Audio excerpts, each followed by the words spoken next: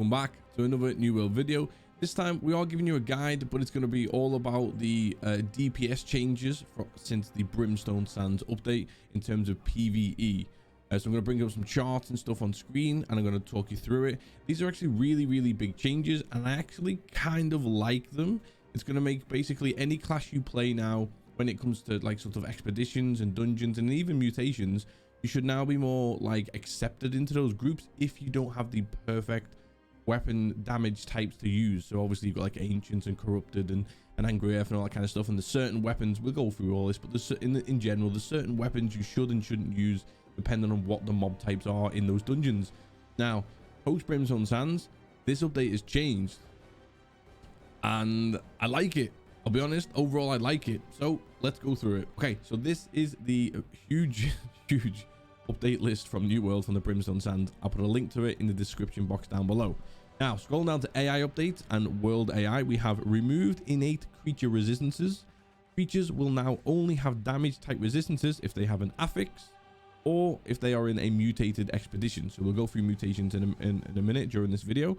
And affixes are basically like every now and again you'll get mini bosses or elite mobs inside of dungeons. For example, they may have an affix. It's very few mobs, so don't worry. This is literally only like normally 1 or 2 mobs per dungeon, and then you can't do as much, say for example strike damage or void damage to that mob. Think Nereid, for example, the final boss in Barnacles.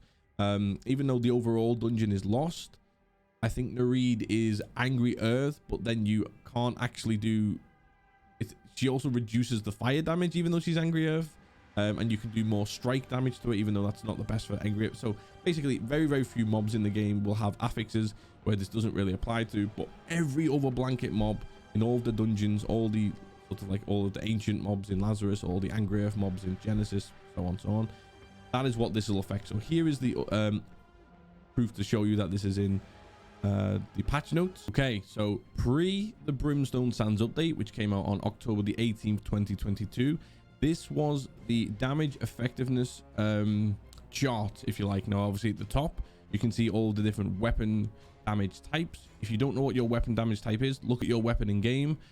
Just sort of right near the top it'll say slash damage, thrust damage, void damage, etc. right?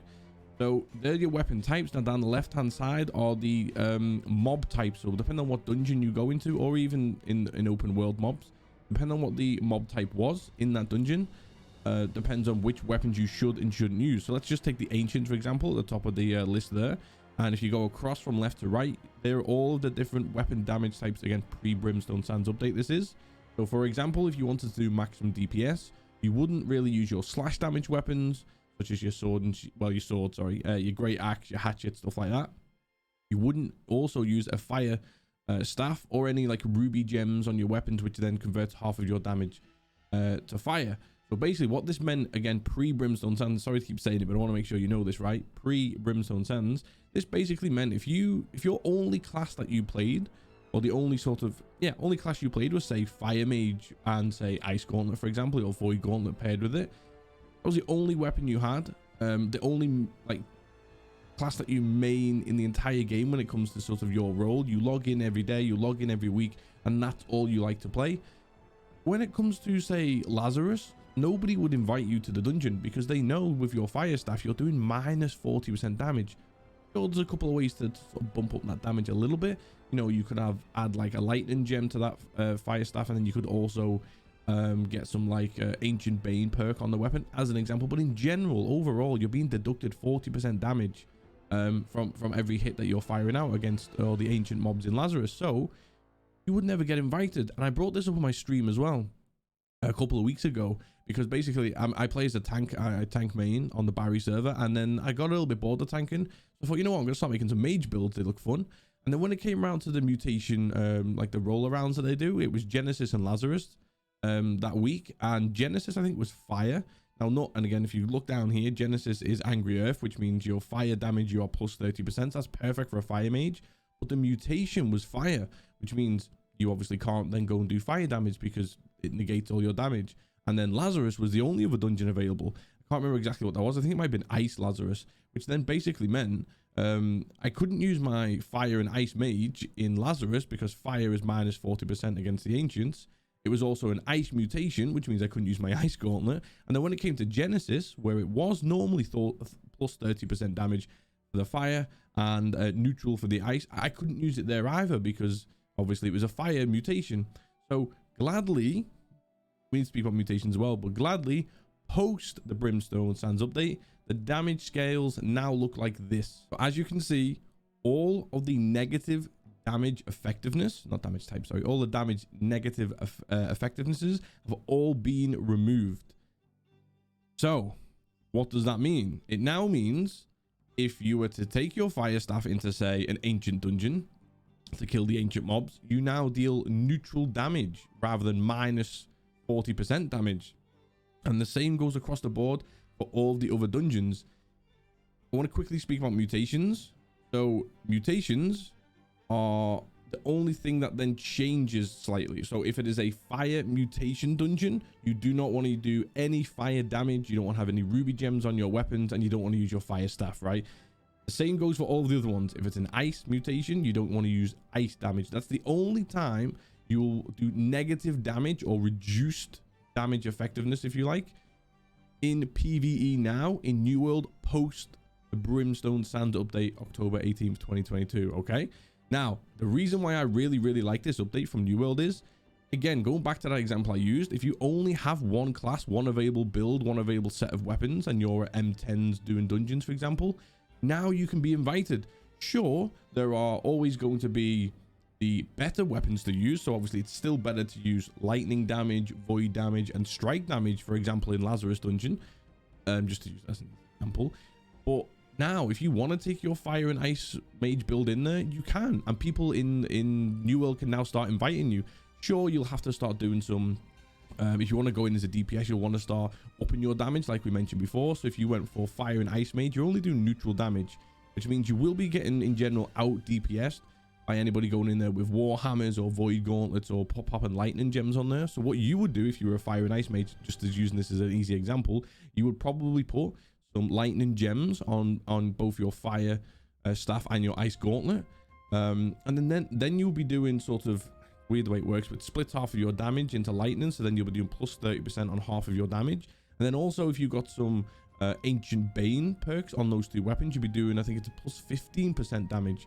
So overall, you'll be then starting to catch up with some of the other builds out there for PvP. It basically just means you now no longer should be shunned for using the wrong weapons in dungeons. You can now almost use any set of weapons you want in any dungeons.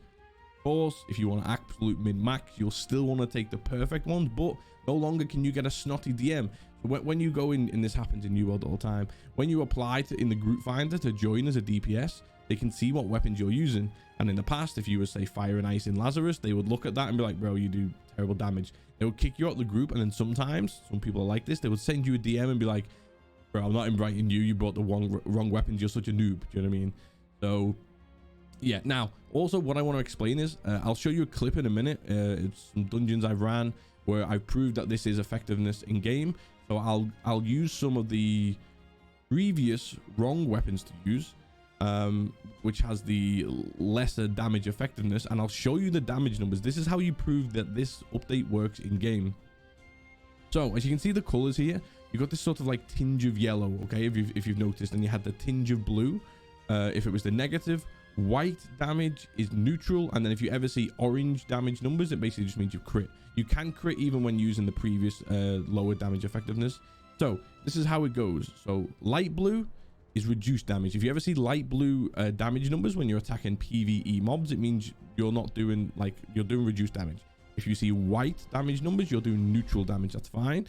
If you see these yellow sort of tinge of numbers, you're doing the increased damage. And if you see any orange colors on your damage numbers, it means you're just critting, okay? And like I said, you can crit even if you're doing the reduced overall damage anyway. But crits are still good.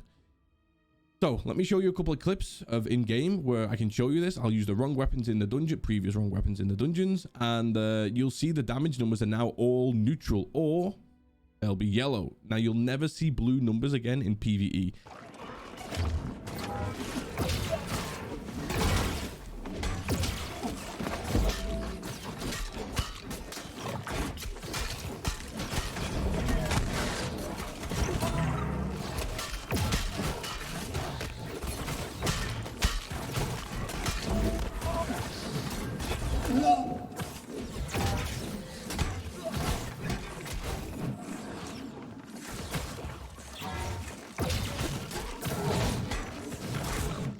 Okay, just a quick example there that I was showing you. So that was from Lazarus that I run today on the 20th. So like a couple days after the Brimstone Sands update. Now you'll see I instantly went in with the Warhammer. I was tanking, so I had to grab the aggro. So Warhammer is strike damage. That's the improved.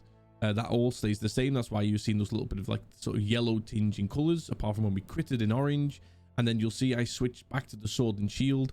Now the sword used to be minus 15% damage against ancients, and I also, for that little part of the start of the fight there, I also popped on a ruby gem, which was minus 40% damage previously. And even though I had minus slash damage and minus fire damage on my sword, you'll see I only ever hit white numbers, which, like we discussed, is neutral. So there you go. There's the proof in game. So basically, to take from this video, so if you want to take it like a guide aspect, you can now use any weapons you want in any dungeons you want. PvE, obviously, all these dungeons. You'll do general neutral damage unless you are doing the improved weapons, which we've shown you on the chart. That still applies. You'll always do the plus damage for, like, you know, thrust damage against corrupted and stuff like that.